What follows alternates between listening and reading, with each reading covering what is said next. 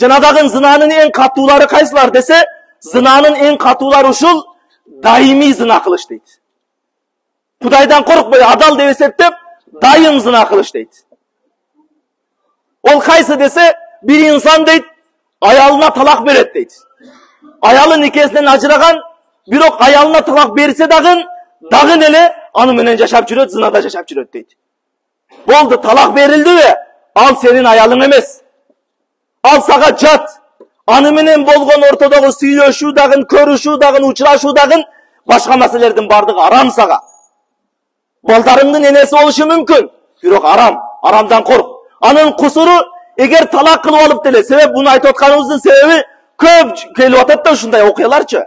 Көп сурап келет. 1 жыл, 2 жыл мурда талак койгон, 2 жылдан кийин ойгонгон алчы. 2 жыл алдын талак койгон, 2 жылдан бери эшекте кыладыңбы сен? 2 жылдан бери молдого кайрылбай эмне кылдың сен? Талак айтылдыбы? Талак деген сөз адашылдыбы? Молдого байырып кайрылыш керек. Талак түшүбү, түшпөдү чечиш керек. Эгер түшкөн болсо, сапсем ажыратыш керек. Болбосо, жакшылап кайгылып никени жаңылатып туруп, андан кийин жашаш керек. Анан кийин не кылат? Талакты 3 талакты батыратып айтып алган дагы 3-4 жылдан бери жүрөт, ортодо ошодон бери дагы бир бала болгон зынадан.